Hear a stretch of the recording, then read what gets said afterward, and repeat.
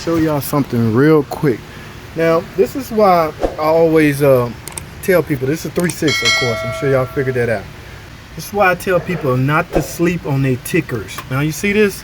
This is bank 2, which is cylinder 2, 4, and 6. Okay, I've already been over how you can tell what cylinder it is and what bank. The cylinder is closer to the front, most likely cylinder 1, which make this bank 1.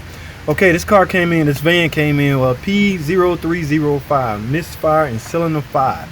If this is cylinder 1, that means this cylinder 3, and this is obviously cylinder 5. After talking to the customer, she said her car was ticking for a while. Now, I'm sure some of y'all can see this. I've done a video on how to test these. If you look at cylinder 5, if you see this, you can see this. Now, I don't have any of the caps off. So as you can see, this lifter is worn, broken, whatever you want to call it. But what you may not see, or what you should also look at, is this cam lobe. See this cam lobe? That is a wrap, people. That has eaten into the lifter. Broken lifter has eaten into the cam, which caused the cam lobe to fail. This is what's causing her misfire. Now, she said she already had a tune-up, but it doesn't matter. Spark plugs will not fix the combustion process. Spark plug will not give you compression.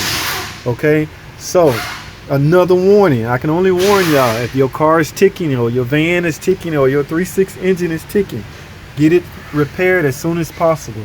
Now, I can, but this to make this the correct repair, I will eventually have to replace this intake camshaft, the complete camshaft, which means timing will have to come apart.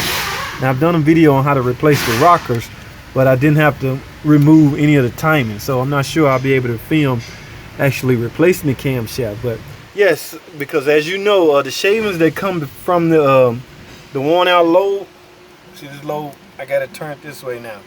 These shavings have to go somewhere, so they will eventually end up staying inside the valve cover, and over time, who knows, it may find its way into the oil pan, which will then start circulating in your lubrication system right along with the oil, and that could cause catastrophic failure.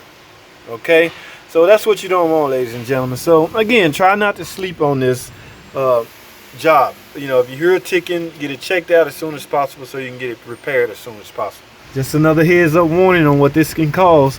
And yes, it can cause a misfire. Don't matter if your spark plug's new or not, because now this will pass sometime. Actually, I did a leak down test. This will pass a leak down test, but it will not get past the compression test. Now, your compression test results will not be so bad to where it will indicate, you know, major concerns, but this is enough. The lobe is not there to push or to compress the rocker and make the valve go up and down properly, so you will have a misfire. Again, it's generated P0305, and I see why. So I went and got some lifters, thinking I'm just going to do some lifters, but in all actuality, you should do a teardown test to take a look at the cam. I will have to replace this intake manifold camshaft on bank 1. Okay, they are totally different than bank 2, so don't get them confused. All right, that's all I have, man. Just once again give you people a warning. If your car is ticking, get that camshaft checked and replaced if it's already worn. All right, that's all I have, man. Thanks for watching. Comment, subscribe, and I'll see y'all on the next video.